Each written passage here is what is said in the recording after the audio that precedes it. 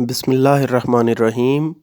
PPSC lecturer Urdu की preparation के लिए मोस्ट इम्पोर्टेंट एमसीक्यूज़ की सीरीज़ के साथ हाज़िर हैं। ये सवालात आपको लेक्चरार ऑफ उर्दू के साथ साथ दीगर इम्तिहानात में भी मुफीद साबित होंगे। अपने सवाल नंबर 1 की तरफ चलते हैं। सवाल है कि रूह इकबाल किसकी तसनीफ़ है।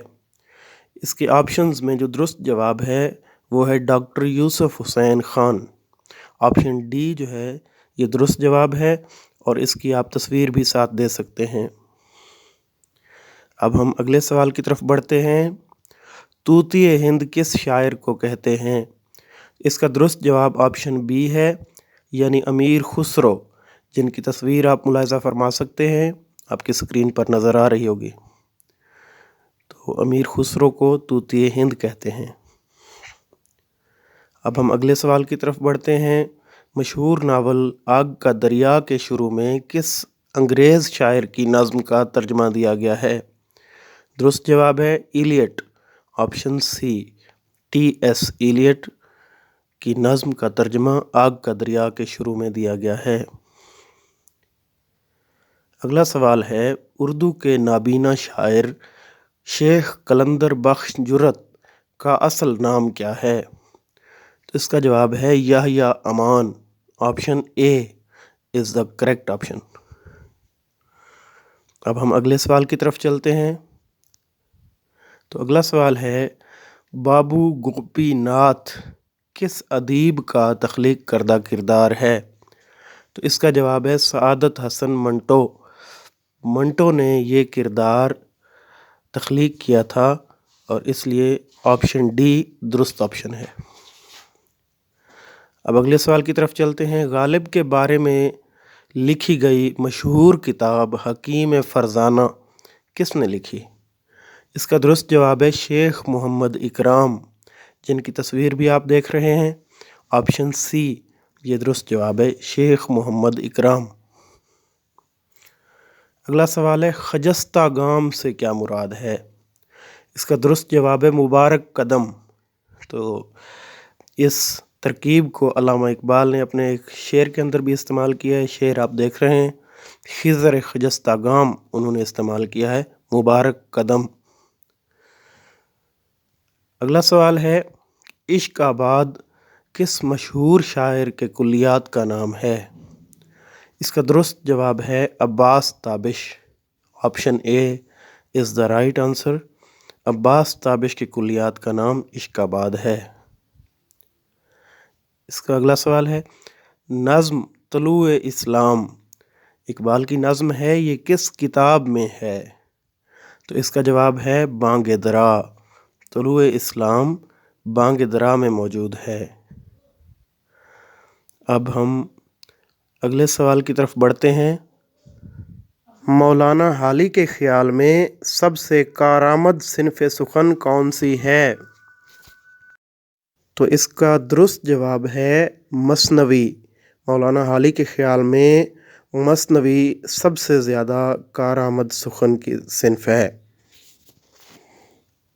अगला सवाल है, सुरीले बोल किस शायर की नज़मों का मजमुआ है। तो इसका जवाब है अज़मतुल्लाह ख़ां। अज़मतुल्लाह ख़ां को इसी वजह से सुरीले बोल का शायर भी कहते हैं, क्योंकि उनकी किताब का नाम है सुरीले बोल। ये उनकी नज़मों का मजमुआ है। अगला सवाल है, चलते फिरते चेहरे इस उन्वान से लिखी गई किताब जो कि ख़ाकों और मज़ामीन का मजमुआ है, ये किसकी किताब है, इसके मुसन्निफ़ कौन हैं। तो इसका जवाब है राजिंदर सिंह बेदी। Option A Rajinder Singh Bedi. अगले सवाल की तरफ बढ़ते हैं। अगला सवाल है, ड्रामा रुस्तम व सोहराब किसने लिखा। तो इसका दुरुस्त जवाब है आगा हश्र काश्मीरी। ऑप्शन ए आगा हश्र ने ये ड्रामा लिखा। इन्हें उर्दू का शेक्सपियर भी इसीलिए कहा जाता है। अब हम अगले सवाल की तरफ बढ़ते हैं।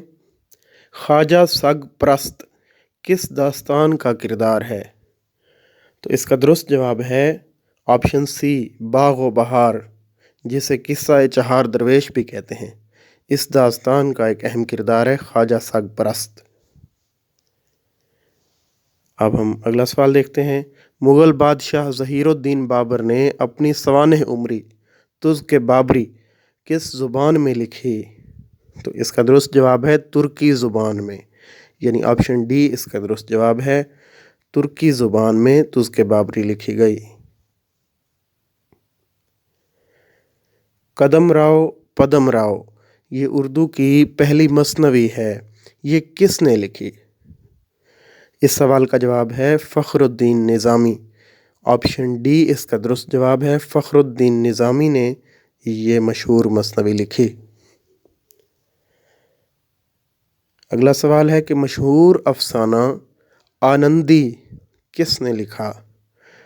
تو یہ لکھا ہے معروف افسانہ نگار غلام عباس نے۔ درست جواب ہے آپشن ڈی، غلام عباس نے یہ افسانہ لکھا۔ اگلا سوال ہے دیوان کس شاعر کا شعری مجموعہ ہے؟ تو اس کا درست جواب ہے ناصر کاظمی۔ ناصر کاظمی کے ایک شعری مجموعے کا نام دیوان ہے۔ اگلے سوال کی طرف بڑھتے ہیں۔ شاہ نامہ اسلام کس نے لکھی؟ یہ ایک طویل نظم ہے اور یہ لکھی ہے حفیظ جالندھری نے، اس لیے آپشن اے درست جواب ہے، حفیظ جالندھری۔